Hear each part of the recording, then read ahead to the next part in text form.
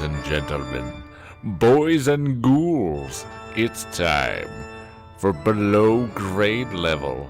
Listener beware, you're in for a scare.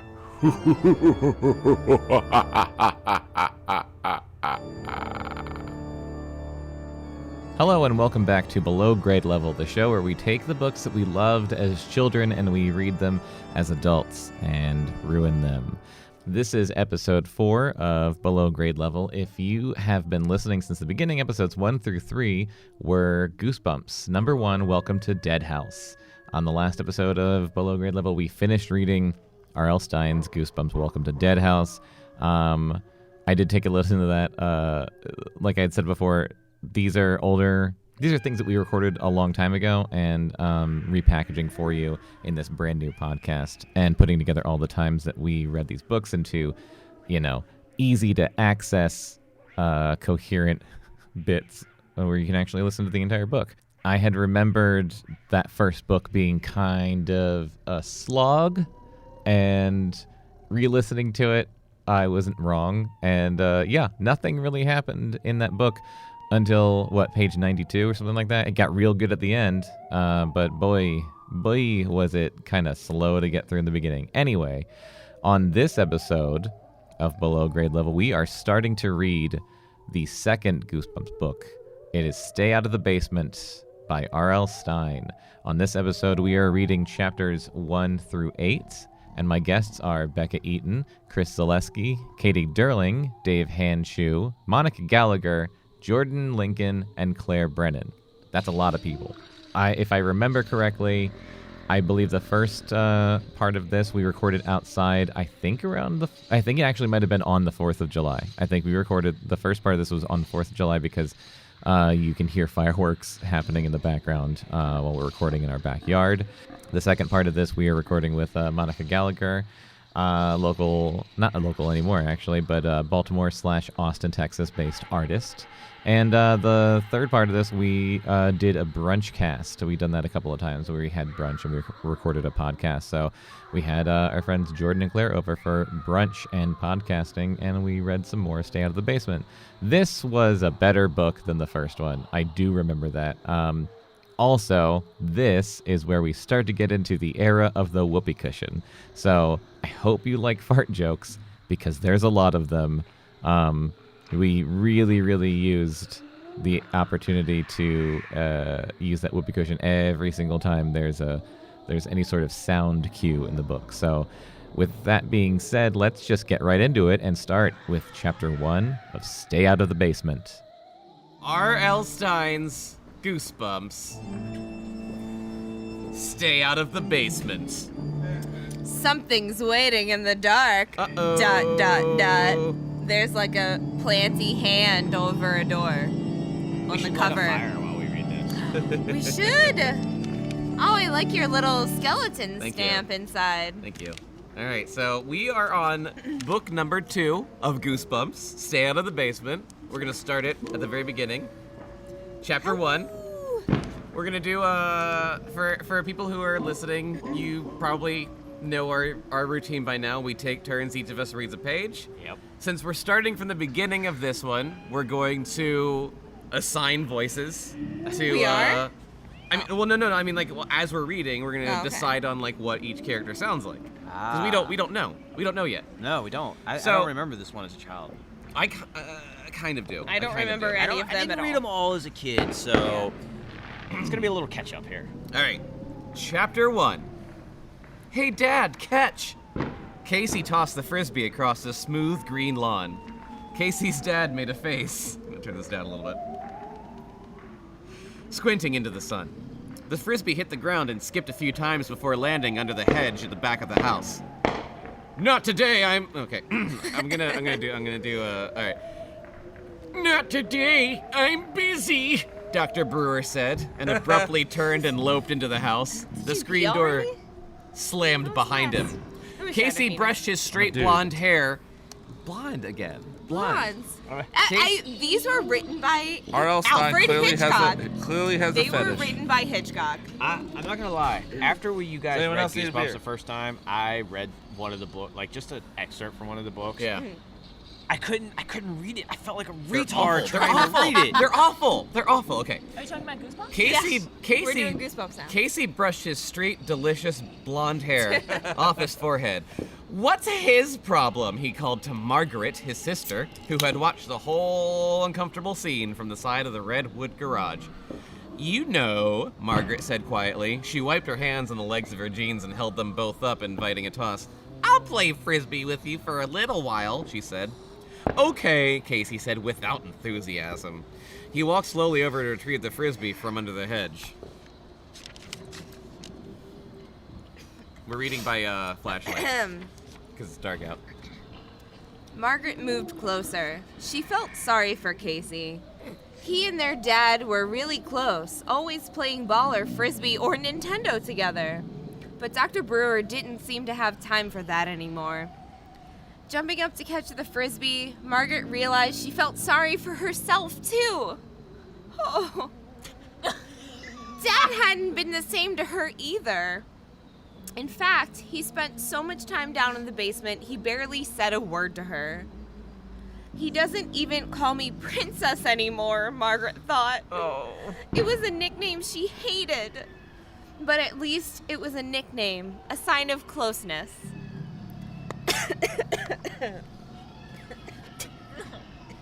Becca's getting choked It's a up. really good book. It's really sad. It's just an awesome. I'm Jesus really Christ, guys. affected by this. This I'm is so really sad. sentimental. This one Ahem. just hit me hard in the chest. She tossed the red frisbee back. A bad toss, because she was a girl and girls can't throw. Into the light. I'm dying. Casey chased after it, but it sailed away from him. Margaret looked up to the golden hills beyond their backyard. California, Woo. she thought. Fucking California. Goddamn Californians. I made a Die Hard reference and John ruined it. Damn it, you Ruining this did. country. Yep, John Sorry. ruined it. Fucking California. It's so weird out here. Here it is, the middle of winter, and there isn't a cloud in the sky, and Casey and I are out in jeans and t-shirts as if it was the middle of the summer. It's so horrible. Being in the warmth. She made a diving catch for a wild toss, rolling over on the manicured lawn and raising the frisbee above her head triumphantly. Show off, Casey muttered, unimpressed. You're the hot dog in the family, Margaret called. What does that even mean? Hot dog. Hot dog. Well, you're a dork. Hey, Casey, you want me to play with you or not? He shrugged. Is Casey a boy? Yeah, I think so. Oh, you don't even Yeah. know. No, he's a boy. I think he's a boy. Because I got here late. Maybe he's Boy. androgynous. Everyone was so edgy these days, Margaret realized. It's easy to figure out why. She made a high toss. The frisbee sailed over Casey's head. You chase it, he cried angrily, putting his hands on his hips. Like No, a you, sassy- she cried. You! Casey, you're 11 years old. Don't act like a 2-year-old, she snapped. Well, you act like a 1-year-old, was his reply as he grudgingly went after the frisbee. Good comeback, Casey. Siblings. Good comeback. It was all Dad's fault. Because he raised shitty children. Margaret realized things had been Everything so tense ever since he started working at home and coming home drinking at night. Down in the basement with his plants, What? Down in the basement with his plants and weird machine. Yeah. I know this book now. He hardly even no came up spoilers. for air. Plants and machines. And when he did, he wouldn't even catch a fucking frisbee. Or spend 2 minutes with him either. Mom had noticed it too, Margaret thought, running full out and making another grandstand catch just before colliding with the other side of the garage. I got my own light. Alright, garage, page 4. Alright. Having Dad home made Mom really tense, too. She pretends everything is fine, but I can tell she's worried about him. Jesus. Lucky catch, Fatso, Casey called. Margaret hated the name Fatso even more than she hated Princess. Even though she was a fatty. Yeah, she hated it because of how fat she was. Fat People in her Margaret. family jokingly called her Fatso because she was so thin, like her father. Is that for real? Yeah. She was also tall like him, but she had her mother's straight brown hair, brown eyes, and dark coloring. It was like an interracial couple. Yeah, I was gonna say. Little did she know, her dad wasn't her dad. Yeah. Don't call me that. She heaved the red disc at him. He caught it at his knees Like a and flipped fatty. it back to her. They tossed it back and forth without saying much for another 10 or 15 minutes. I'm getting hot, Margaret said, shielding her eyes from the afternoon sun with her hand. Let's go in. Casey tossed the frisbee against the garage wall. It dropped into the grass. He came trotting over to her. Dad always plays longer, he said. I'm just saying the same voice for everyone. And he throws better. You throw like a girl. Give me a break, Margaret groaned, giving him a playful shove as she jogged back to the door. That was a manly voice. Can that be Margaret's voice? Give me a break. Give me a break. You throw like a chimpanzee. Jesus. How come Dad got fired, he asked. It She- was the That's a drinking. quick change of the subject. She blinked and stopped running, the question that caught her by surprise. Huh? His pale, freckled face turned serious. You know, I mean, why? This is great. This is Loving this depressing. I know. I mean, Jesus. why? He asked, obviously uncomfortable. She and Casey had never discussed this in the 4 weeks since Dad had been home. So what better time than a frisbee game? Right. Yeah, which was unusual since discuss they were my pretty close, being only a year apart. I mean, we came all the way out here so he could work at Polytech, right? Fucking Gallagher. Casey asked. Hmm? Yeah, You well, didn't get what I he got said. fired, Margaret said, half whispering in case her dad might be able to hear. But why? Did he blow up the lab or something? Casey grinned. The idea of his dad blowing up a huge campus science lab appealed to him. Ew. God, he must be a fucking Creeper. pyro or Jesus. something. That is how terrorists are born, children. Yeah. Be warned. Did he blow up a lab? No, he didn't Use blow fertilizer? anything. No, he didn't blow anything up, Margaret said, tugging at a strand of her dark hair. Botanists Her work with dark plants, biracial you hair. know. Dark fatty hair. They don't get much of a chance to blow things up, unlike me. They both laughed. Casey followed her into a narrow strip of shade cast by the low ranch-style house. I'm not sure exactly what happened. They got a little freaky. Margaret continued, still half whispering, but I overheard Dad on the phone. I think he was talking to Mr. Martinez, his department head. Remember? This is such terrible writing. If I knew that was, I could interpret that a little bit better. This is Martinez is this is Margaret's dad. quiet. He's Wait. biracial. Yeah, This- what 11 and 12-year-old Yeah. don't just stand around playing frisbee saying exposition? Yeah. This quiet little man who came to dinner that night, the barbecue grill caught on fire. What? Yeah. What? That's What? Can you read that no. sentence It said again? this quiet little man who came I don't to remember dinner anything that we night. just read. This barbecue- quiet little Spaniard came to dinner and he No. set their grill Okay, on hang fire. on, back What up. don't you I'm gonna back up. understand? I'll back up 2 sentences so you can see how Little shitty this Spaniard. writing is. I think he was talking to Martinez. I really hope Mr. Martinez pops up in the book so we can do His a really department racist head. accent. I'm sure he will. So, I think he was talking to Martinez is one sentence, and then his department head is another sentence. Remember? Another sentence. The quiet little man who came to dinner that night, the barbecue grill caught on fire, another sentence. Casey nodded. Martinez fired Dad? Probably, Margaret whispered. Another Probably. sentence. Yeah, another sentence. From I'm what? just kidding. Don't do Racial it anymore. discrimination. And then there's another sentence. It's Jonathan's turn. Top of the page. Wow, that's just awful. I overheard it had something to do with the plants Dad was growing, some experiments that had gone wrong or something. But Dad's real smart like a genius, Casey God. insisted, as if Margaret were arguing with him. If his experiments went wrong, he'd know how to fix them. Margaret shrugged. That's all I know. She said, Come on, Casey. Let's go inside. I'm dying of thirst. she stuck her tongue out and wiggled it around and moaned, demonstrating her desire and need for Ew. liquid. Most of that was I didn't change much of most that. of that was written. You're gross, everyone said. He pulled open the screen door, Good. then dodged in front of her so he could get inside first. Who's gross? Mrs. Brewer asked from the sink. She turned to greet the two of them. Don't answer that. What? What? You're the one that asked You it. asked it. Mom looks very tired today, Margaret thought, noticing the crisscross of fine lines at the corners of her mother's eyes and the first strands of gray hair in her mother's shoulder-length brown hair and the empty glass of bourbon on the counter. I hate this job, Mrs. Brewer said, turning back to the sink, Being a depressingly. What are you doing? Casey asked, pulling open the refrigerator, removing a box of juice like a child.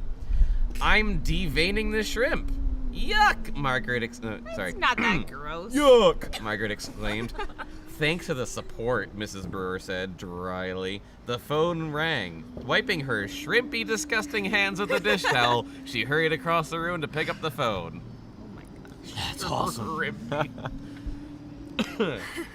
Margaret got a box of juice from the fridge, popped the straw into the top, and followed Casey into the front hallway.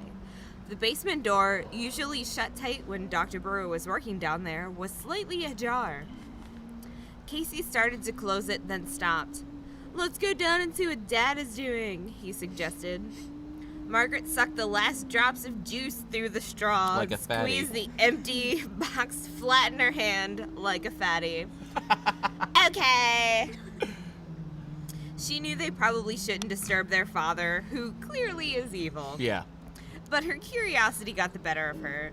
He had been working down there for 4 weeks now. All kinds of interesting equipment, lights, and plants had been delivered. Most days he spent at least 8 or 9 hours down there doing whatever it was he was doing, and he hadn't shown it to them once. "Yeah, let's go," Margaret said. It was their house too, after all, as children. Yeah. They had rights Because to they it, definitely owned like part anyone of it. else. Because they definitely paid money for part of it. Yeah. We're not a family, we're Besides- shareholders. Maybe their dad was just waiting for them to show some interest. That's probably definitely the case. Maybe he was hurt they hadn't bothered to come downstairs all this time. She pulled the door open the rest of the way. And they stepped into the narrow stairway. Do you want me to finish? Or no? Here, Katie can read Okay. those 2 pages, yeah. Okay. Hey, Dad, Casey called excitedly. Dad, can we see? In the basement, they want to see. Yeah.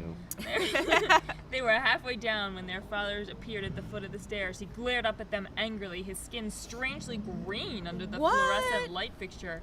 Well, He was fluorescent holding light his is right green. hand, drops of red blood falling into his white lab coat. What? Oh no! Stay out of the basement, he bellowed in a That's voice the name they'd of the never book. heard before. He said Stay it. out of the basement! Both kids Oh, shrank back, edit that surprised out. to hear their father scream like that. He was usually so mild and soft-spoken. Stay out of the basement, he repeated, holding his bleeding hand. Don't ever come down here. I'm warning you. Jeez. He is Audrey too down there. Dun, Yeah. dun, dun. Here, you Ba, can ba, here. ba. We'll do chapter Are we 2. gonna do? Oh, Okay. do I pass it on? No, you read it. Oh, okay. Okay, all packed, Miss Brewer said, dropping her suitcase with a thud on the front hallway. She poked her head into the living room where the TV was blaring. Do you think you could stop the movie for 1 minute to say goodbye to your mother? No. Casey pushed a button on the remote control and paused the porn he was watching, and the screen went blank. He and Margaret obediently walked to the hallway to give their mother hugs. Margaret's friend, Dane Manning, or Diane. Friends. Is it Diane? Her roommate, Diane. Who Oh, yeah. Her roommate. Roommate. lived just around the corner, followed Really them into good the friend. hallway. Yeah. How long Mommy's are you going really to be good gone, friend. Miss Brewer? She asked, her eyes on the 2 Doc. bulging suitcases, Ooh. wondering how much time she's going to have alone with her friend in the dark. And I don't know, Miss Brewer replied fretfully. My sister went into the hospital in Tuscan this morning. Tucson. Oh, I'm sorry. I'm Tucson going to this Italy. morning. I was wondering. I thought In maybe she'd be Tuscany. gone for a long time. I guess I'll have to stay until she's able to go home. Well, I'll be glad to babysit for Casey and fuck around for a bit, Margaret. And fuck Margaret a little bit while you're away, Diane joked. I love you. Oh, you already have one. Oh. Give me a break, Margaret said, rolling her eyes. I'm older than you are, Diane. Ew. And I'm smarter than both of you, Cougar. Casey added with typical modesty. Typical modesty. Typical modesty. Typical. I'm not worried about you kids, Mrs. Brewer said, because I don't care about you, glancing nervously at her watch. I'm worried about your father You're not because he mine. drinks. Don't worry, Margaret told her seriously. We'll take good care of him. Just make sure that he eats something once in a while, Mrs. Brewer said, because he's bulimic. He's so obsessed with his work, he doesn't remember to eat unless you tell him. It's going to be really lonely around here without Mom, Margaret thought. Dad hardly ever comes up from the basement. It had been 2 weeks since he yelled at Casey and her to stay out of the basement. They had been tiptoeing around ever since, afraid to get him angry again. But in the past 2 weeks, he had barely spoken to them, except for the occasional good morning and good night. Don't worry about anything, Mom, she said, forcing a smile. Just take good care of Aunt Eleanor. I'll call as soon as I get to Tucson, or Tucson, Tuscany. Tuscany. Mrs. Brewer said, nervously lowering I'm a her eyes to terrible her watch reader. again. She took 3 long strides to the basement door, then shouted down, Michael, time to take me to the airport. After a long wait, Dr. Brewer called up a reply. Then Mrs. Brewer turned back to the kids. Think he'll even notice I'm gone? She asked in a loud whisper. That's depressing. Jesus. Yeah. This book is sad. Yeah. I know. Fucked up. She meant it to be a light remark, but her eyes revealed some sadness. Oh, What God. kind of childhood did R.L. Stein have? A few seconds later, they heard footsteps on the basement stairs, and their dad appeared. He pulled off his stained lab coat, revealing tan slacks and a bright Oh, yellow you could have made t-shirt, that more fun. and tossed the lab coat into a van. Revealing onto a the negligee. Revealing a 6-inch penis. Like an average penis. Even though it was 2 weeks Could've gone later, higher his right hand or lower. 6 inches. Perfectly out. Just right. You're so kind. Not too thick, not too long. This is what sucks about these talking about books. why- It does the job. What, they're so easy to make fun of? Well, they're so easy to make fun of, but look, it goes into something. So even though it was 2 weeks later, his right hand, the hand that had been bleeding, was still heavily The bandaged. one that he messed Another with. When the sentence. hell did he hurt his hand? Or 2 did I weeks miss ago. that? Last chapter. In the last You were, chapter, you he were talked on your about phone, the, not I- paying attention. okay, I Because he Eating. masturbates so much. Dave that was his on his fingers phone. He are masturbated rubbed until he was raw. the God. friction I missed it. caused a fire and it burned Dave down their missed last all the house. masturbation, I playing with missed- his phone, not listening to us. I missed the intense masturbation. I'm sorry.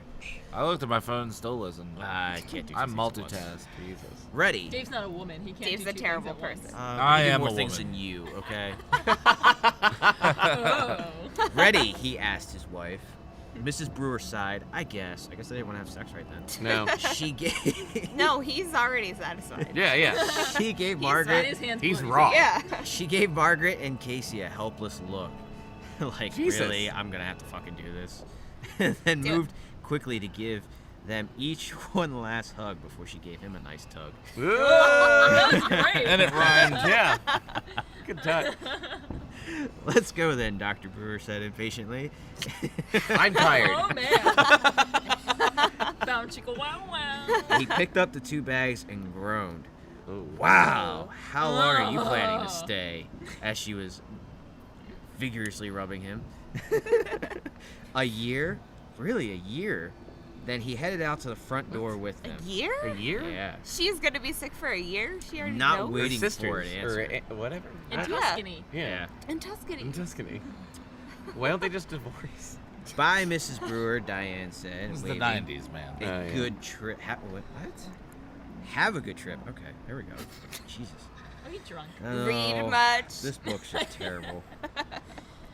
Dave does a bad job of reading shitty writing. I do. I really do. Is that really his fault, though? Yeah. Yes. it's It's kinda. Dave's fault. How could she have a good trip, Casey asked. It's RL's A fault. good drip. I said Drip. I thought I said trip. Whatever. Whoosh. Her sister's in the hospital. You know what I mean, Diane replied, tossing back her long red hair and rolling her eyes in a Ooh. seductive herbal essence commercial. I like this Diane. Was that a firework or did I just come? Next commercial. Both. Kaboom. They watched the station wagon roll down the driveway, then returned to the living room. Casey picked up the remote control and started watching porn again. Diane sprawled on the couch, touching herself, and picked up the bag of potato chips she'd been eating, like a fatty. Who picked this movie? She's not the Diane fatty. asked, crinkling the foil bag noisily. I did, Casey said. It's neat. He had pulled a couch cushion down the living room carpet It's and neat. was humping it. Margaret was sitting cross-legged on the floor, her back against the base of an armchair, still thinking about her mother and her aunt Eleanor. While rubbing herself. Ew. It's neat if you like to see a lot of people blowing each Their other. load. And their guts flying all over, she said, making a face for Diane's benefit. Yeah, it's neat, Casey said, not taking his eyes off the glowing, pulsing TV screen. I've got so much homework, I don't know why I'm sitting here, Diane said, reaching her hand into her pants. Me too, Margaret sighed. I guess I'll do it after dinner. Do you have that math assignment? I think I left my math book at school. Shh, Casey hissed. Math is kicking terrible. a sneakered foot in Margaret's direction. This is the good part, the money shot. You've seen this tape before? Diane shrieked. Twice, Casey admitted. She what I ducked, always get off. and the sofa pillow, and the sofa pillow Diane threw sailed over his head. Hold on. Sofa pillow. It's a pretty afternoon, Margaret said, stretching her arms above her head. Maybe we should go outside. You know, ride bikes or something. Is this the same chick from the last book? Yes, it is. That's what all women sound like, other than me. I'm just their Bekah, dad. I like you their so dad's much, but I hate speaking your voice. voice. Okay. You think you're still back in Michigan? It's always a pretty afternoon here, Diane said, chewing loudly. I don't even notice it anymore. Jesus. Maybe we should do the math assignment together, Margaret suggested hopefully. Because who doesn't want to do math? Yeah. Diane was much better in math than she was, and she just wanted her to do sexy. her homework for her. And do her with Diane her shrugged. Yeah, maybe. She crinkled up the chip bag and set it on the floor. because it was empty. Because she's a fatty. Yes, she ate all the chips like a fatty. Your dad looked kind of nervous, you know. Huh? What do you mean? Just nervous, Diane said. How's he doing? Shush, Casey insisted, picking up the potato chip bag and tossing it at Diane. You know, being laid off and all. I guess he's okay, Margaret said wistfully. I don't know, really. He spends all his time down in the basement with his experiments. Oh my god, I'm lot already of tired gum. of doing that voice. Yeah. Oh my god, it's so annoying. Experiments? Hey, let's go take a look. Tossing her hair back behind her shoulders, Diane jumped from the chrome and white leather couch. What? Cause I guess they're we're in rich the as shit. 70s. Or Chrome it's the early and 90s. white? Chrome and white leather couch. Diane was a science freak. Math and science, the two subjects Margaret hated. Got off on it. She should have been in the Brewer family, and she probably was. Margaret thought with a trace of Illegitimate bitterness. Maybe Dad would pay some attention to her since she's into the same things he is. Watch porn together. Ow. Come on, Diane urged, bending over to pull Margaret up from the floor. He's a botanist, right? What's A he doing down there? botanist? That's so sexy. That gets my motor running. It's me all wet. complicated, Margaret said, Oh, shouting over plants. the humping and the sexy noises on the TV. He tried to explain it to me once, but Margaret allowed Diane to pull her to her feet. Weren't they already on their feet?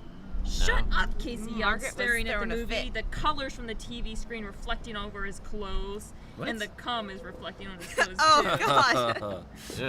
That was too far. Nope.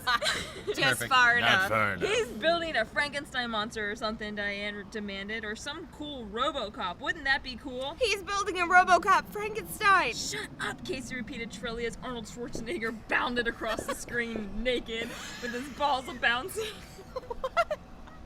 He had two tiny little chestnuts. He was doing steroids. It is sad that, like, when anyone improvs, it's just like, is that what it says? It might be real. Some of it's real. He got all these machines and plants down there, Margaret said uncomfortably, but he doesn't want Machines us to and go down there. plants. The devil.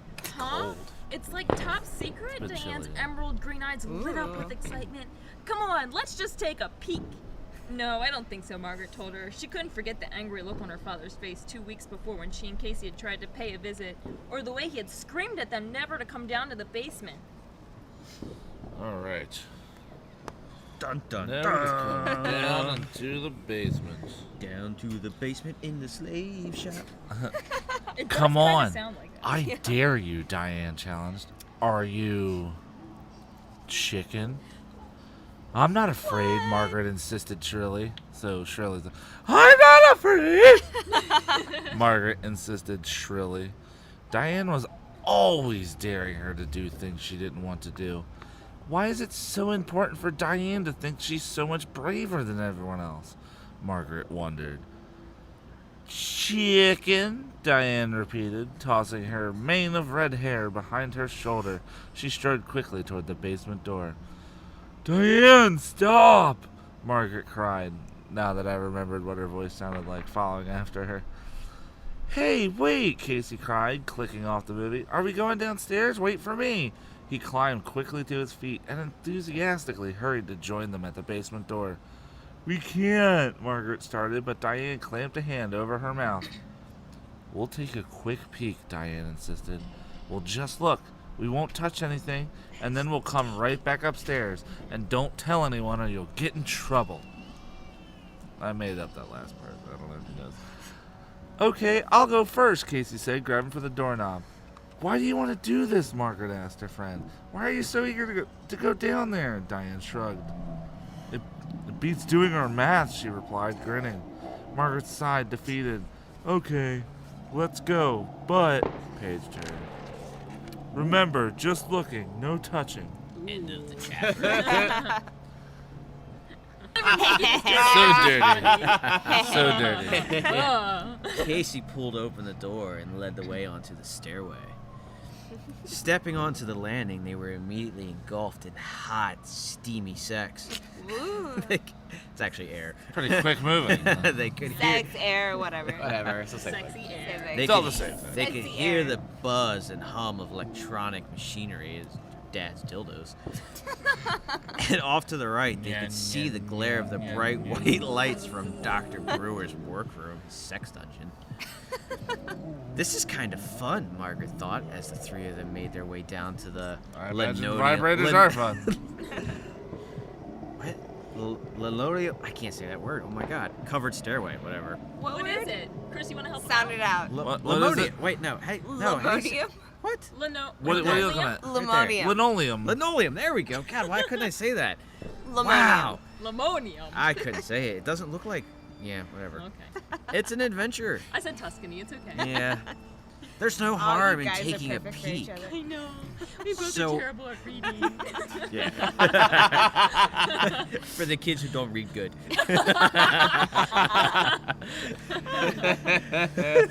So why was her heart pounding? Why did she have this sudden tingle of fear? Oh, just fear. End of chapter 2. Yuck, it's so hot in here. As they stepped away from the stairs, the air became unbearably hot and thick. I'm not even gonna ad-lib there. Margaret gasped. The sudden change in temperature was suffocating. It's so moist, Diane said. Oh! Good for your hair and skin. Ew, wait! I didn't even make that up. Come on! We studied the rainforest in school, Casey said. Maybe Dad's building a rainforest. Maybe, Margaret said, He's uncertainly. building a rainforest? That's stupid. That's what you do. Why did she feel so strange? Maybe Dad's building a diorama. Was it just because they were invading their father's domain? Doing something he had told them not to? Maybe it was because she was just hitting puberty. She held back, gazing in both directions. Was that really part of it? No. The basement was divided into two large rectangular rooms. To the left, an unfinished rec room stood in darkness. She could barely make out the outlines of the ping pong table in the center of the room. The workroom to the right was brightly lit. So bright they had to blink and wait for their eyes to adjust. Sweet read a page. Oh, okay. Beams of white light poured down from the large halogen lights and tracks in the ceiling. Wow, look! Casey cried, his eyes wide as he stepped excitedly towards the light. Reaching up toward the lights were shiny, tall plants, dozens of them, thick-stalked, broad-leaved, planted close together in an enormous low trough He's growing weed of dark in the soil. basement. It's weed. Right. He's growing weed. It's like a jungle, Margaret exclaimed, following Casey into the white glare. The plants, in fact, resembled jungle plants.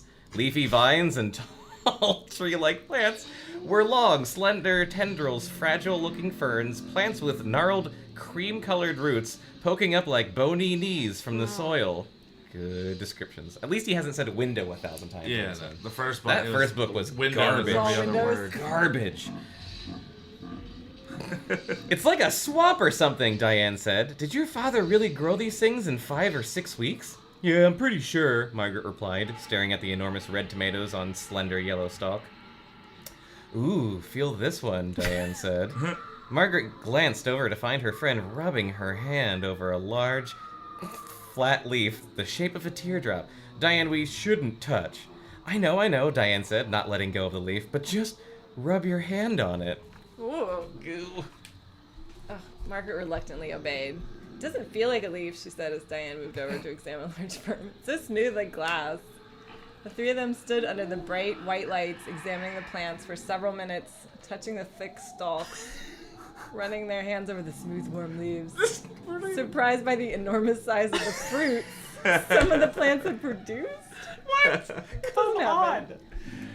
It's too hot down here, Casey complained. Yeah, it is. Oh, Casey's a he. He pulled off his t-shirt over his head and dropped it onto the floor. What a bod, Diane teased him. He stuck out his tongue at her. Are they related? Yeah, who is Diane? Is she just a friend? don't even She's their remember. babysitter, I think. I think the babysitter. She's their babysitter. Then his pale all blue pair. eyes grew wide and seemed to freeze in surprise. Hey, Casey, what's the matter? Margaret asked, hurrying over to him. This one, he pointed to a tall tree-like plant. It's breathing. What? Diane laughed. Margaret heard it too. She grabbed Casey's bare shoulder and listened to his chest. Yes, she could hear breathing sounds, and they seemed to be coming from the tall leafy tree. What's your problem? Diane asked, seeing the amazed expressions on Casey's and Margaret's faces. Casey's right, Margaret said softly, listening to the steady rhythmic sound. You can. Which one did you leave off? Yeah, that okay, one. cool. I got confused. You can hear it breathing. Diane rolled her eyes. Maybe it has a cold. Maybe its vine is stuffed up. She laughed at her own joke. But her two companions didn't join in. I don't hear it. She moved closer. All three of them listened. Silence. It stopped, Margaret said. Stop it, you two, Diane scolded, finally pretending that she's actually the babysitter. You're not going to scare me. No, really, Margaret protested. Hey, look at this! Casey had already moved on to something else. He was standing in front of a tall glass case that stood on the other side of the plants. It looked a little like a phone booth, with a shelf inside about shoulder high, and dozens of wires attached to the back and sides. Margaret's eyes followed the wires to a similar glass booth a few feet away. Some kind of electrical generator stood between the two booths and appeared to be connected to both of them. So it's the fly. Is this a Cronenberg situation? What could that be? Diane asked, hurrying over to Casey. Don't touch it, Margaret warned, giving the breathing plant one final glance, then joining the others. But Casey reached out to the glass door on the front of the booth. I just want to see if this opens, he said. He grabbed the glass, and his eyes went wide with shock. His entire body began to shake and vibrate. His head jerked wildly from side to side. His eyes rolled up into his head. Oh, help! He managed to cry, his body vibrating and shaking harder and faster. Help me! I can't stop! We're in Dad's sex dungeon. Chapter 4. Help me! Casey's whole body shook as if an electric current were charging through him. His head jerked... 100% he's faking it. Like, guaranteed. His head jerked on his shoulders, and his eyes looked wild and dazed. Please! Margaret and Diane stared in open-mouthed horror. Margaret was the first to move. She lunged at Casey and reached out to try and pull him away from the glass. Margaret, don't! Diane screamed. Don't touch him! But we have to do something! Margaret cried. It took both girls a while to realize that Casey had stopped shaking and was laughing. Told you. Casey? Margaret asked, staring at him, her terrified expression fading to astonishment. He was leaning against the glass, his body still now, his mouth wrapped in a broad, mischievous grin. Ugh. Old dick. Casey. Gotcha, declared. Then he began to laugh even harder, pointing at them and repeating the phrase through his triumphant laughter. Gotcha, gotcha. That wasn't funny, Margaret screamed. You were faking it? I don't believe it, Diane cried. Her face as pale as the white lights above them, her lower lip trembling. Both girls leapt onto Casey and pushed him to the floor. Oh, God. It's flowers in the basement. Flowers in the basement. Margaret sat on top of him while Diane held his shoulders down. Gotcha, gotcha, he continued, stopping only when Margaret tickled his stomach so hard he couldn't talk. You rat, she cried. You little rat. The free-for-all was brought to a sudden halt by a low moan from across the room. Oh, God. Ooh, I don't know. I can't do a moan. All three kids raised their heads and stared in the direction of the sound. The large basement was silent now, except for their heavy breathing. What was that? Diane whispered. They listened. Another low moan, a mournful sound muffled like air through a saxophone. What? They started dancing to it. Tendrils Baker Street. of a tree-like plant suddenly drooped, like snakes lowering themselves to the ground. Another low, sad moan. Oh. That's like a sad fat dragon with no friends. It's the plants, Casey said, his expression frightened now. He pushed his sister off to him and climbed to his feet, brushing back his disheveled blonde hair and fixing his wiener as he stood up. Plants don't cry and moan, Diane said, her eyes on the vast trough of plants that filled the room. These do, Margaret said. Tendrils moved, like human arms shifting their position. They could hear breathing again, slow, steady breathing. Then a sigh like air escaping. The plant farted. Yeah. Why are you so good at that? Yeah, that's Here's a pretty practice. Let's get out of here, Casey said, edging toward the stairs. It's definitely creepy down here, and smelly, Diane said, following it, her eyes remaining on the shifting, moaning plants. I'm sure Dad could explain it, Margaret said. Her words were calm, but her voice trembled and she was backing out of the room, following Diane and Casey. Your dad is weird, Diane said, reaching the doorway. No, he isn't, Casey quickly insisted. He's doing important work here. A tall tree-like plant sighed and appeared to bend toward them, raising its tendrils as if beckoning to them, calling them back. Let's just get out of here, Margaret exclaimed. That sounded like a T-Rex.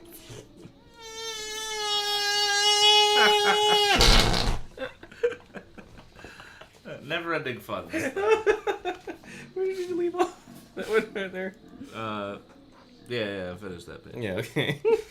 All three of them were out of breath by the time they ran up the stairs. Casey closed the door tightly, making sure it clicked shut. Weird, Diane repeated, playing nervously with herself. Definitely weird. It was her word of the day. But Margaret had to admit it was appropriate. Well, Dad warned us not to go down there, Margaret said, struggling to catch her breath. I guess he knew it looked scary to us, and we wouldn't understand. I'm getting out of here, Diane said, only half kidding. She stepped out to the screen door and turned back towards them.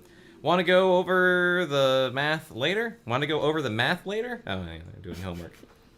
Yeah, sure, Margaret said, still thinking about the moaning, shifting plants.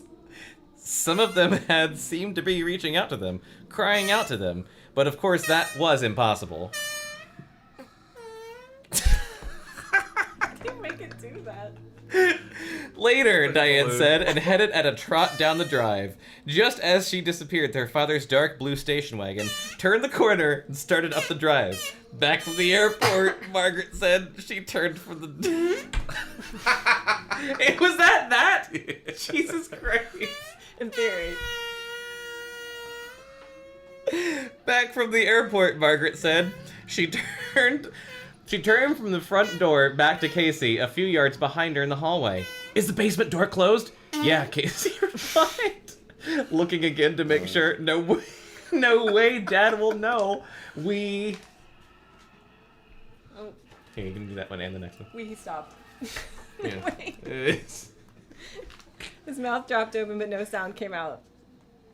His face went pale. My t-shirt! Casey exclaimed, slapping his bare chest. I left it in the basement. Oh shit, he took his shirt off down. Why did he take his shirt off? Because he's a guy. God damn. Chapter 5. You gotta pop this off. Because he's a dude. Casey is played by a young Matthew McConaughey. All right, Oh my God. all right. These are my kind of plans. Okay, that's what his voice is from now on, right? Oh. Casey's just gonna be Matthew McConaughey. Oh, man. Oh my god. I can't... Oh. By the way, we learned what makes Goosebumps good. Just fart noises, apparently. Yeah, These that's- plants are a flat circle. Well, he has to go back down the basement. Yeah, I say every Yeah, time. it could be out. Every time they're in the basement, we're just gonna go and doing this thing. I'm gonna get it ready. I've got to get it, Casey said. Otherwise, Dad will know. It's too late, Margaret interrupted, her eyes on the driveway. He's already pulled up the drive. It'll only take a second, Casey insisted, his hand on the basement doorknob. I'll run down and run right up. No! Margaret stood tensely in the center of the narrow hallway, halfway between the front door and the basement door, her eyes toward the front. He's parked. He's getting out of the car. But he'll know! Casey cried, his voice high and whiny. But he'll know! So... Just like Matthew McConaughey. Remember? I can't. Remember how mad he got last time, Casey asked? Of course I remember, Margaret replied. But he's not going to kill us, Casey, just because we took a peek at his plants. Margaret stopped. She moved close to the screen door. Hey, wait. What's going on? Casey asked. Because he's Matthew McConaughey. Yeah. Hurry, Margaret turned and gestured with both hands. Go, get downstairs, fast. Mr. Henry from next door. He stopped Dad. They're talking about something in the drive. With a loud cry, Casey flung open the basement door and disappeared. Margaret heard him clumping rapidly down the stairs. Then she heard his footsteps fade as he hurried into their father's workroom. Hurry, Casey, she thought, standing guard at the front door, watching her father shielding his eyes from the sun with one hand as he talked with Mr. Henry. Hurry! You know Dad never talks for long with the neighbors. He hates them. Mr. Henry seemed to be doing all the talking, probably asking Dad some kind of favor, Margaret thought. Mr. Henry wasn't handy at all, not like Dr. Brewer, and so he was always asking Margaret's dad to come over and help repair or install things. Unnecessary details. Yeah. Her father was nodding now, a tight smile on his angry face. Hurry, Casey. Get back up here. Where are you? You know he hates people. Still shielding his eyes, Dr. Brewer gave Mr. Henry a quick wave like an asshole. Then both men spun around and began walking toward their houses. Hurry, Casey. Casey, he's coming. Hurry, Margaret urged silently. It doesn't take this long to pick up your t-shirt from the floor and run up the stairs. It shouldn't take this long. Her dad was on the front walk now. He spotted her in the doorway and waved. Margaret returned the wave and looked back through the hallway to the basement door. Casey, where are you? She called aloud. No reply. No sound from the basement. No sound at all. Not even farts. Dr. Brewer had paused outside to inspect the rose bushes at the head of the front walk. Casey! Margaret called. Still no reply. Casey, hurry! Silence. Her father was crouching down, doing something to the soil beneath the rose bushes. With a feeling of dread weighing down her entire body, Margaret realized she had no choice. She had to go downstairs and see what was keeping Casey. We'll do like one more? Yeah, these are short. Chapter 6. Casey ran down the steps, leaning on the metal banister so that he could jump down 2 steps at a time. He landed hard on the cement basement floor and darted into the bright white light of the plant room. Stopping at the entranceway, he waited for his eyes to adjust to the brighter than daylight. He took a deep breath, inhaling the steamy air, and held it. It was so hot down here. So sticky. His back began to itch. The back of his neck tingled. The jungle of plants stood as if at attention under the bright white lights. He saw his t-shirt lying crumpled on the floor a few feet from the tall, leafy tree. The tree seemed to lean towards the t-shirt, its long tendrils hanging down, loosely coiled on the soil around its trunk. Casey took a timid step into the room. I was so afraid. He wondered, it's just a room filled with strange plants.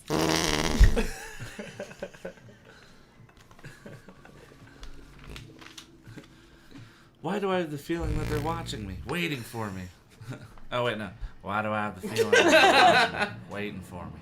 He scolded himself for being so afraid and took a few more steps toward the crumpled t-shirt on the floor. Hey, wait. The breathing. There it was again. Steady breathing. Not too loud, not too soft either. Who could be breathing?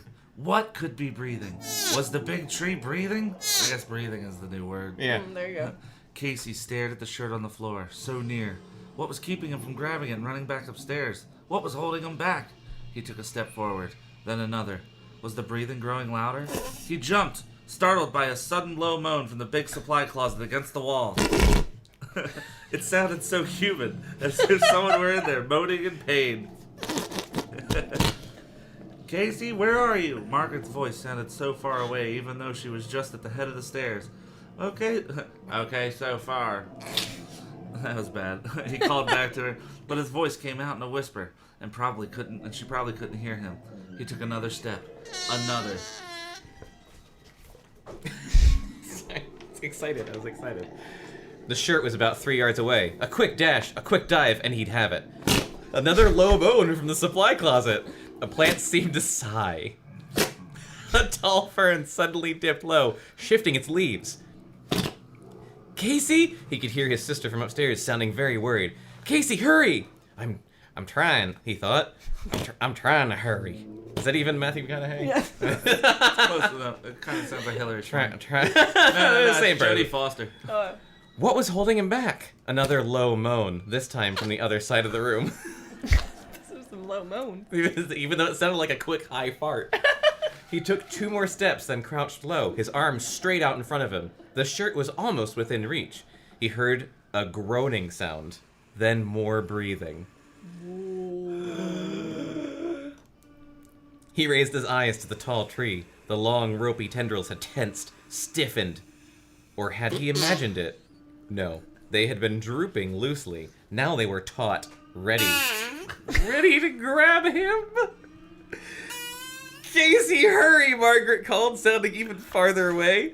He didn't answer. He was concentrating on the shirt. Just a few feet away.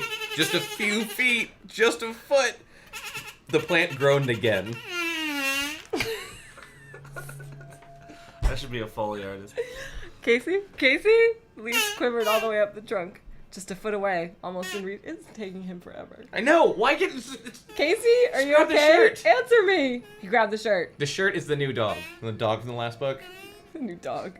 There's a dog in the last book who just, like, they wouldn't Constantly stop got coming. lost. Constantly getting lost. They're constantly just like, where's a dumb fucking dog? Where's our stupid dog? He grabbed the shirt. The end. That was a short one. Still better than the first book. Yeah, still better. 2 snake-like tendrils swung out at him. Huh? He cried out, paralyzed with fear. What's happening?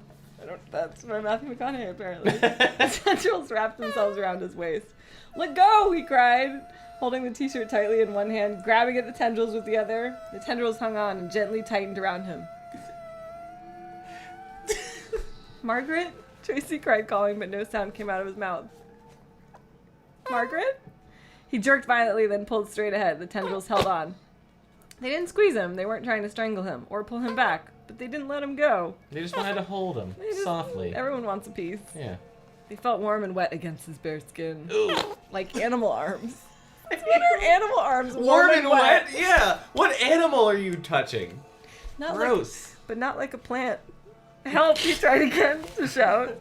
Because, when plant arms touch you, you know what Yeah, that plant feels like. arms know exactly what a plant arm is like. He pulled once more, leaning forward, using all of his strength. No good. He ducked low, hit the floor, and then tried to roll away. The tendrils hung on. Take us home, Chris. The plant uttered a loud sigh.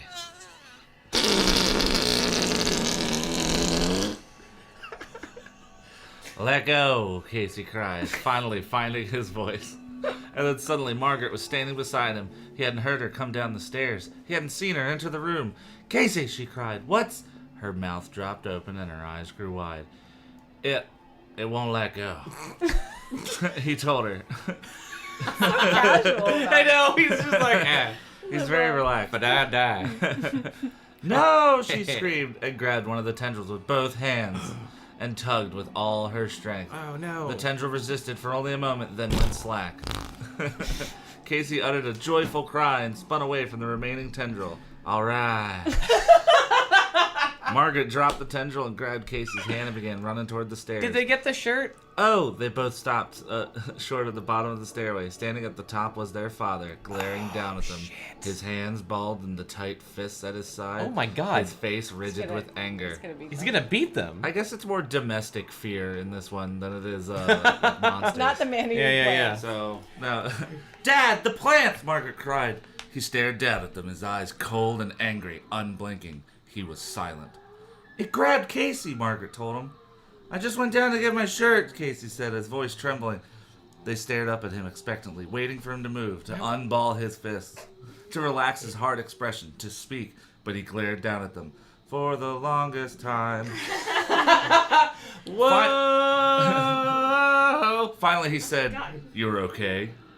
Yeah, they said in unison, both of them nodding. Margaret realized she was still holding Casey's hand. She let go of it and reached for the banister. I'm very disappointed in you both. No, Dr. Brewer said in a low... Mr. Dawes voice. Oh. I can't do that. I'm very disappointed in you both. Dr. Brewer said in a low, flat voice. Cool, but not angry. Sorry, Margaret said. We knew we shouldn't.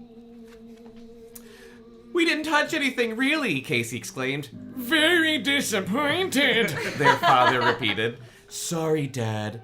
Dr. Brewer motioned for them to come upstairs, and then he stepped into the hallway. I thought he was gonna yell at us, Casey whispered to Margaret as he followed her up the steps. That's not Dad's style, Margaret whispered back. He sure yelled at us the last time we started into the basement, Casey replied. They followed their father into the kitchen. He motioned for them to sit down at the white Formica table, then dropped into a chair goddamn hot dogs across from them. His eyes went from one to the other, then crossed, as if studying them, as if seeing them for the first time. His expression was totally flat, almost robot-like, revealing no emotion at all, like a Vulcan. Dad, what's with those plants? Casey asked. What do you mean? Dr. Brewer asked. They're so weird, Casey said. I'll explain them to you someday, he said flatly, still staring at the two of them. It looks very interesting, Margaret said, struggling to say the right thing.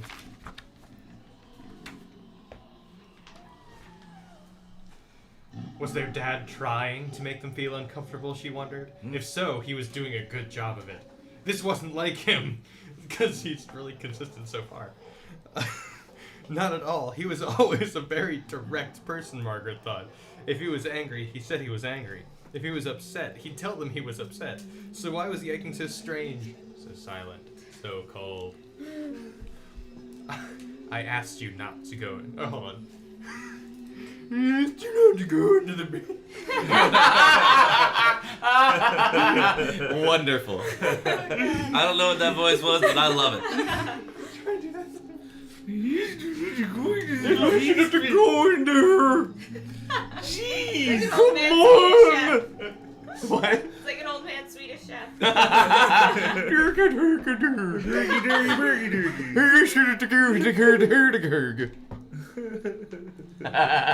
Goosebumps. Oh shit, we broke Jordan. Oh god. He was in that Goosebumps video too. That's hilarious. Goosebumps. Stay out of the Hurgberg. I bet this is really entertaining for our listeners. What listeners? If it's not, then they can shut I it. bet this is really entertaining for the Marshall sisters. Our only listeners. Our only two listeners. No, three. Katie listens too. Oh yeah. Hi, Katie. Hi, Katie. Hi, Katie. See you in an hour. Who's gonna post in like a month? Well, on that day, I'm gonna show up at our house in an hour. Okay. See you there. I like that they With a listen to knife. this on the way to the gym because it's just like, oh, great motivation because Chris sounds fat.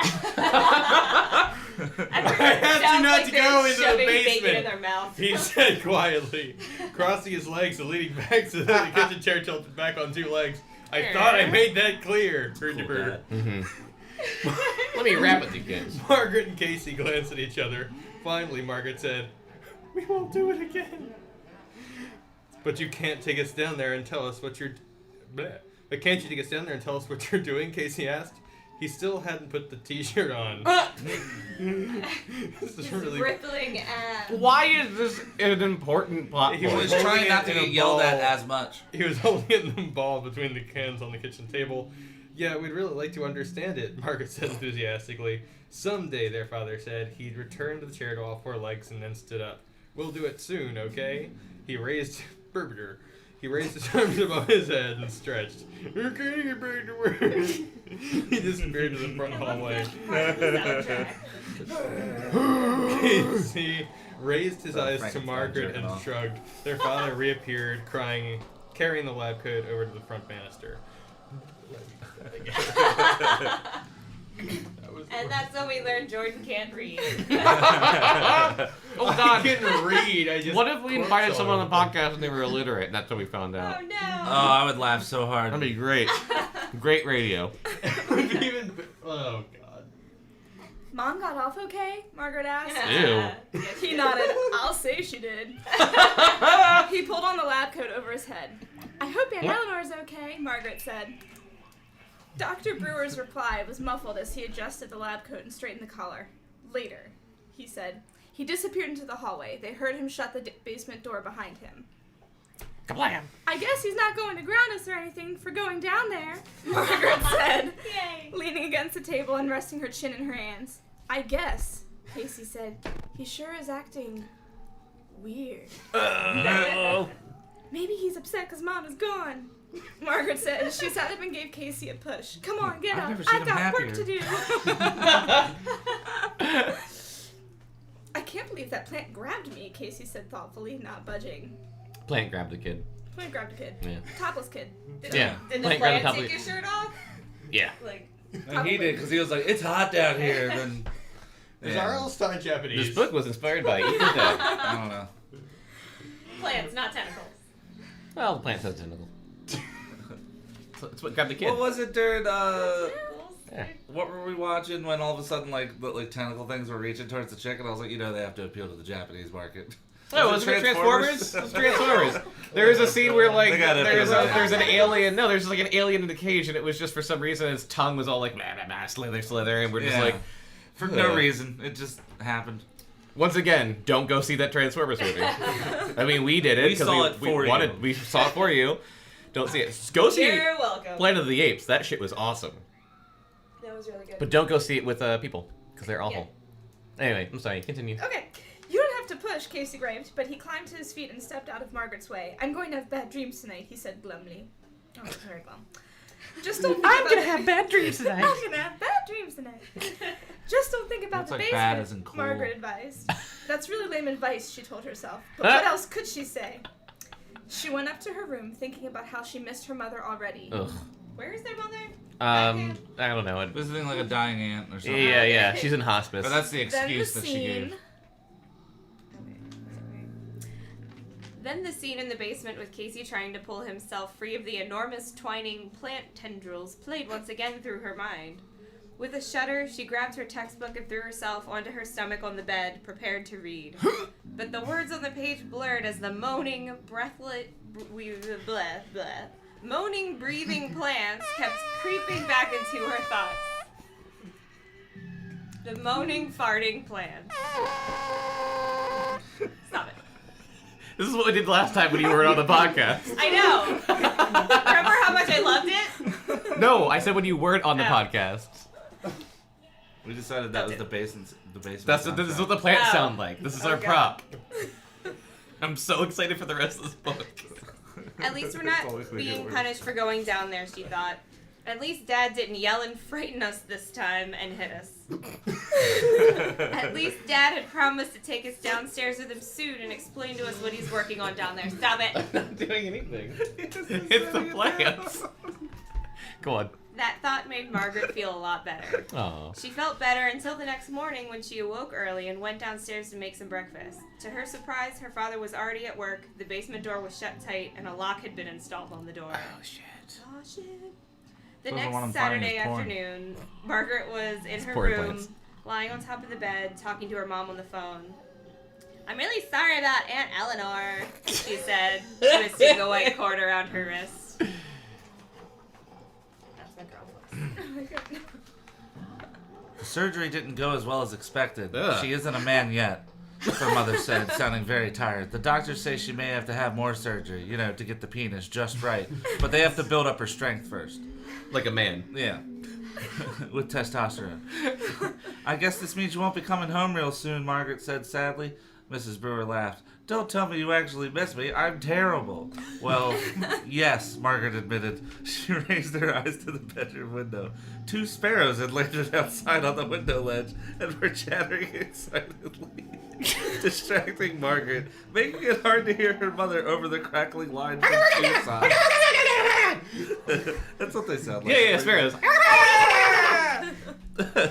How's your father doing? Mrs. Brewer asked. I spoke to him last night, but he only grunted. He doesn't even grunt to us. Oh my god. Margaret complained. She held her hand over her ear to drown out the chattering birds. He hardly says a word. He's working really hard, Mrs. Brewer replied. In the background, Margaret could hear some kind of loudspeaker announcement. Her mother was calling from a payphone at the hospital. He never comes out of the basement, Margaret complained, a little bit more bitterly than she had intended. I look bad in these pictures, Jordan. Your father's experiments are very important to him, her mother said. More important than we are? Margaret cried. She hated the whiny tone in her stupid voice. She wished she hadn't started complaining about her dad over the phone. Her mother had enough to worry about at the hospital with her dying sister/brother. Margaret knew that she shouldn't make her feel even worse. Your dad has a lot to prove, Mrs. Brewer said, to himself and to others. I think he's working so hard because he wants to prove to Mr. Martinez and the others at the university that they were wrong to fire him. That'll work. He wants to show them that they made a big mistake. But we used to see him more before he was home all the time, Margaret complained. She could hear her mother sigh impatiently. Margaret, I'm trying to explain to you. You're old enough to understand. I'm sorry, Margaret said quickly. She decided to change the subject. He's wearing a baseball cap all of a sudden. Gerp. Who, Casey? No, Mom, Margaret replied. Dad, he's wearing a Dodgers cap. He never takes it off. That's all he wears. Really? Mrs. Brewer sounded very surprised. Nothing else. Margaret laughed. We told him he looks really dorky in it, but he refuses to take it off. Mrs. Brewer laughed too. Uh-oh, I'm being called, she said. Gotta run. Take care, dear. I'll try and call back later. A click, and she was gone. Margaret stared up at the ceiling, watching shadows from trees in the front yard move back and forth. The sparrows had flown away, leaving silence behind. Poor Mom, Margaret thought. She's so worried about her sister, and I had to go and complain about Dad. Why did I do that? She sat up, listening to the silence. Casey was over at a friend's. Her dad was no doubt working in the basement, the door carefully locked behind him. Maybe I'll give Diane a call, Margaret thought. She reached for the phone, then realized she was hungry. Lunch first, she decided, then Diane. She brushed her dark hair quickly, shaking her head at the mirror over her dressing table, then hurried downstairs. To her surprise, her dad was in the kitchen. He was huddled over the sink, his back to her. She started to call out to him, but stopped. What was he doing? Curious, she pressed against the wall, gazing at him through the doorway to the kitchen. Dr. Brewer appeared to be eating something. With one hand, he was holding a bag on the counter beside the sink. As Margaret watched in surprise, he dipped his hand into the bag, pulled out a handful of something, and shoved it into his mouth. Margaret watched him chew hungrily, noisily, then pull out another handful from the bag and eat it greedily. What on earth is he eating, she wondered. He never eats with Casey and me. He always says he isn't hungry, but he sure is hungry now. He acts as if he's starving. She watched from the doorway as Dr. Brewer continued to grab handful after handful from the bag, gulping down his solitary meal. After a while, he crinkled up the bag and tossed it into the trash can under the sink. Then he wiped his hands off on the sides of his white lab coat. Margaret quickly backed away from the door, tiptoed through the hall, and ducked into the living room. She held her breath as her father came into the hall, clearing his throat loudly. The basement door closed behind him. She heard him carefully lock it. When she was sure that he had gone downstairs, Margaret walked eagerly into the kitchen. She had to know what her father had been eating so greedily, so hungrily. Why? I don't Chips? Was he She's anorexic a nosy little before? bitch, obviously. God damn. She pulled open the sink cabinet, reached into the trash, and pulled out a crinkled up bag. Sorry, just ran ahead. Then she gasped aloud as her eyes ran over the label. Her father, she saw, had been devouring plant food! Oh, I guessed it. Ba, Ba, ba, ba, ba. ba. Alright, one more chapter? What time is it? 11:52. Yeah, we can do one more. Okay, we'll do one more chapter. Alright. Chapter 8. Margaret swallowed hard. Her mouth felt dry as cotton. She suddenly realized she was squeezing the side of the counter so tightly her hand ached. Forcing herself to loosen her grip, she stared down at the half-empty plant food bag, which she had dropped onto the floor. She felt sick. What is plant She food couldn't look get like? Plant food comes in a Bag, yeah, like pellets? what is it, like dirt? She couldn't get the disgusting picture out of her mind. How could her dad eat mud? Sunbeams. Mud? Yeah, there's now it's mud. He didn't Splort. just eat it, she realized. He shoveled it into his mouth and gulped it down. Shoveled, that's funny.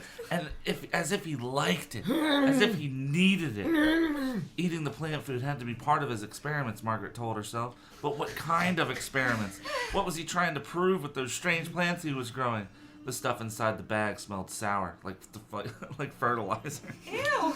Margaret took a deep breath and held it. She suddenly felt sick to her stomach. Staring at the bag, she couldn't help but imagine what the disgusting muck inside must taste like. Oh, she nearly gagged. How could her own father shove this horrid stuff into his mouth? Still holding her breath, she grabbed the nearly empty bag, wadded it up, and tossed it back into the trash. She started to run. She started to turn away from the counter when a hand grabbed her shoulder. Margaret uttered a silent cry and spun around. Casey! I'm home, he said, grinning at her. What's for lunch? Ba-doots. Later, after making him a peanut butter sandwich, she told Casey what she had seen. Casey laughed. It isn't funny, she said crossly. Our own dad was eating dirt. Casey laughed again. For some reason, it struck him funny. Margaret punched him hard in the dick so that he dropped his sandwich. Sorry, she said quickly, but I don't see what you're laughing at. It's sick. There's something wrong with Dad. Something really wrong. Maybe he just had a craving for plant food, Casey cracked, still not taking her seriously. You know, like you get a craving for those honey roasted peanuts all the time, you bitch.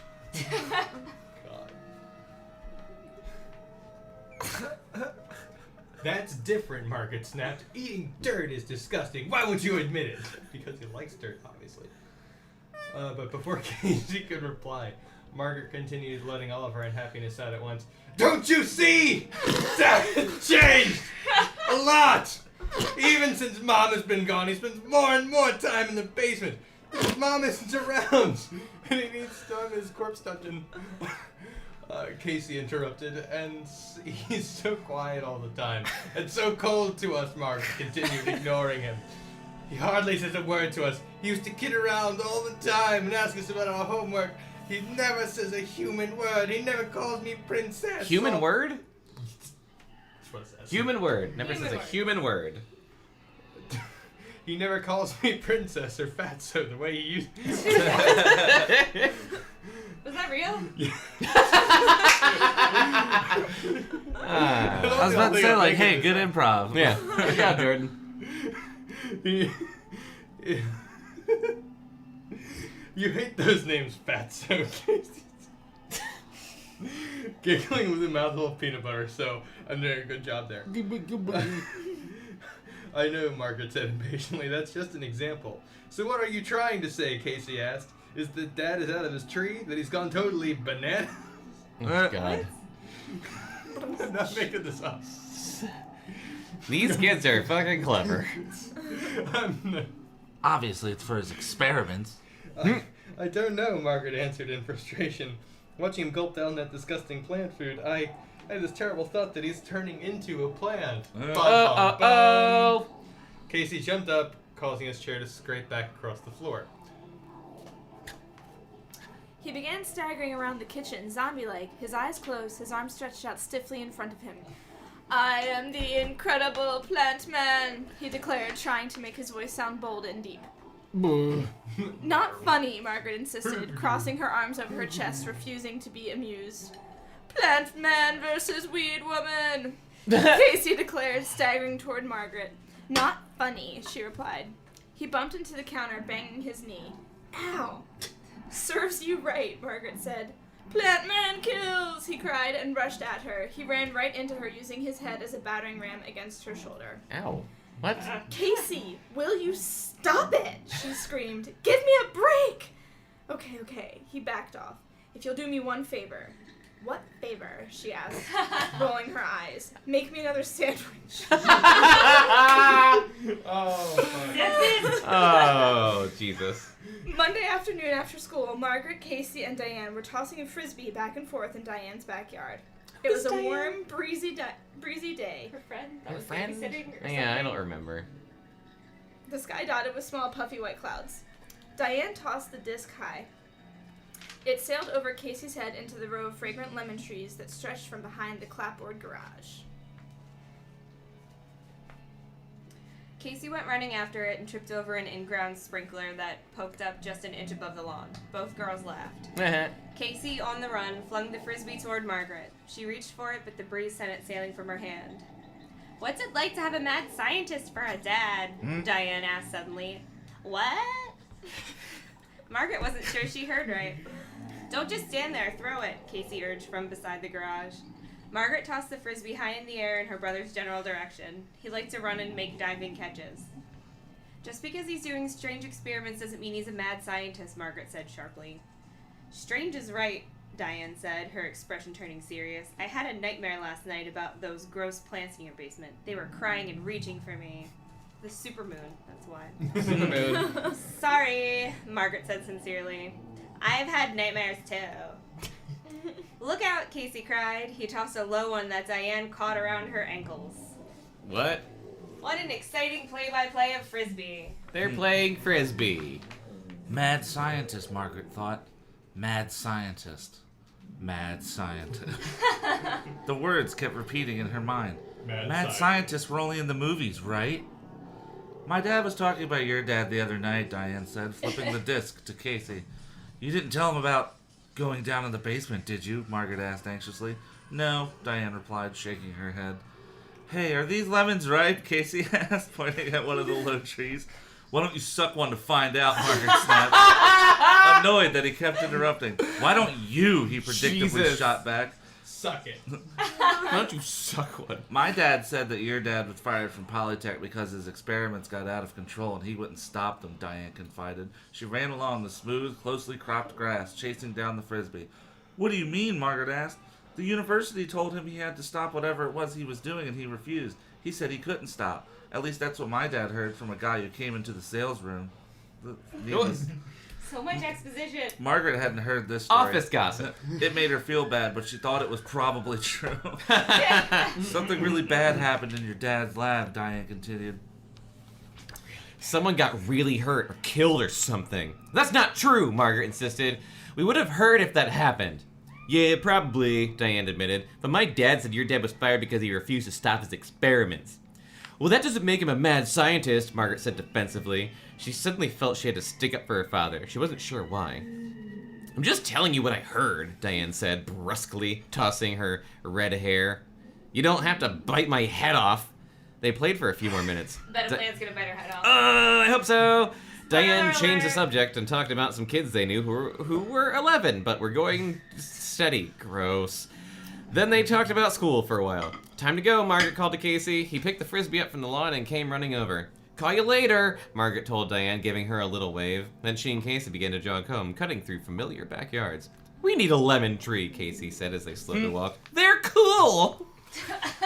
Oh, yeah, Margaret replied sarcastically. That's just what we need at our house. Another plant. As they stepped through the hedges into their backyard, they were both surprised to see their dad. He was standing at the rose trellis, examining clusters of pink roses. Hey, Dad, Casey called. Catch!